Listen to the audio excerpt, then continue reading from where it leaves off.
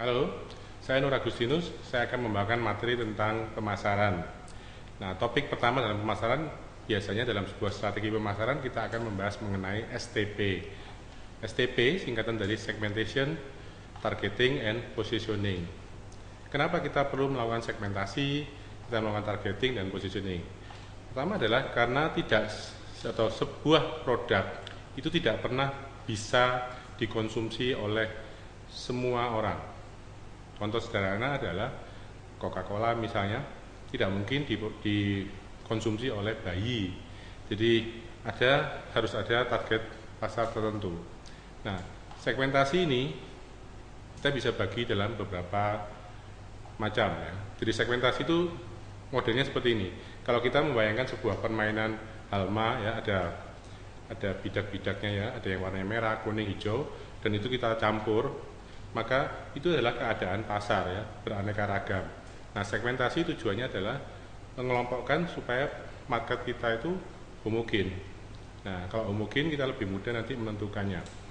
Kalau kita bisa menentukan misalnya tadi ya, ada merah, kuning, hijau, hitam, campur, dan kemudian kita bisa pisahkan, kita bisa lebih spesifik.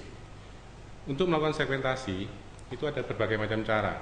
Pertama misalnya melalui geografi. Geografi artinya kita bisa memilah-milah berdasarkan wilayah. Ada wilayah Jawa, ada wilayah Sumatera, Kalimantan, dan sebagainya. Kemudian ada juga dengan cara demografi. Demografi bisa dengan umur, usia ya, pendidikan, mungkin juga dari status, kemudian juga dari pendapatan sosial dan sebagainya. Jadi berdasarkan statistik secara demografi. Lalu juga ada pendekatan segmentasi melalui psikografi atau perilaku. Nah, perilaku ini berdasarkan bagaimana pasar atau konsumen itu berperilaku. Katakanlah kita bisa lihat perilaku orang bepergian, misalnya mau berlibur, itu pada saat-saat tertentu atau musim-musim tertentu itu lebih banyak ketimbang hari-hari yang lain misalnya. Atau misalnya ada orang yang punya kebiasaan minum susu di malam hari. Ada orang yang punya kebiasaan baca koran di pagi hari. Jadi ini adalah berdasarkan perilaku. Lalu ada juga pasar relung. Pasar relung atau niche market itu adalah yang betul-betul spesifik, yang dilihat dari kesamaan dari cara-cara orang itu berperilaku juga. Tapi ini memang benar-benar spesifik sekali. Misalnya katakanlah penggemar motor Harley Davidson misalnya, itu hanya sedikit. Nah, mengenai segmentasi pasar ini juga kadang-kadang berdasarkan geografi, orang bisa melihat perilakunya.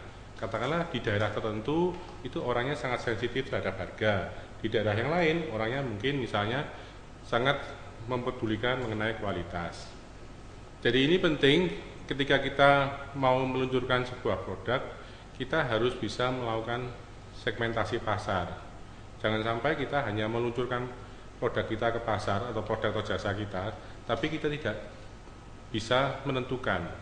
Sebab kadang kalau kita salah, nanti akan di belakangnya, yaitu ketika kita bicara soal harganya, soal produknya, soal tempat di mana kita menjualnya juga, itu bisa salah semua. Dan akhirnya menjadikan sebuah kerugian. Nah, inilah pentingnya sebuah segmentasi. Kalau kita sudah pilah-pilah, sehingga pasarnya itu lebih homogen, maka langkah kedua yang harus dilakukan adalah targeting, yaitu menentukan pasar mana yang kita bidik. Misalnya saya mau membuat sebuah mainan itu berupa katakanlah figur tentara-tentaraan misalnya. Nah, itu bisa saja saya targetkan misalnya untuk orang dewasa, bukan untuk anak-anak, ya, karena figur mainan yang saya produksi itu atau yang saya jual itu saya tujukan untuk para kolektor figur. Ini akan berbeda nantinya kalau misalnya target saya adalah anak-anak. Jadi ini penting. Jadi melakukan segmentasi kemudian melakukan targeting. Nah, kemudian setelah kita melakukan targeting, yang harus kita lakukan adalah positioning. Artinya bagaimana kita memposisikan produk kita atau misalnya toko kita itu dalam benak pelanggan. Biasanya untuk melakukan positioning itu pembagian matriksnya itu ada dua ketentuan, yaitu masalah harga dan masalah kualitas. Artinya kualitas kita apakah bagus atau rendah atau biasa, harga kita apakah tinggi, biasa atau rendah. Ada produk yang harganya rendah tapi kualitasnya bagus, itu mungkin akan banjir peminat. Tapi ada juga yang mungkin kualitasnya sangat rendah tapi harganya mahal. Itu biasanya dalam sebuah strategi marketing dinamakan strategi koboi. Jadi memang benar-benar anggaplah seperti nekat, karena ada perusahaan yang merasa yakin bahwa dia harus masuk ke pasar premium walaupun kualitasnya buruk. Tapi ada juga orang saya tahu bahwa oh ada harga, ada rupa, jadi harganya memang tinggi tapi kualitasnya juga bagus. Nah inilah sehingga orang tahu bisa menempatkan posisinya di mana. Karena kalau kita menentukan targetnya pasar kita sudah tepat dan positioningnya ini salah, maka semua kegiatan promosi kita, semua kegiatan marketing kita juga akan mengalami kegagalan. Demikian penjelasan mengenai STP. Semoga nanti ini bisa bermanfaat untuk menjalankan bisnis Anda, dan ini akan berkaitan nanti juga dengan pembelajaran berikutnya, yaitu tentang marketing mix. Salam entrepreneur.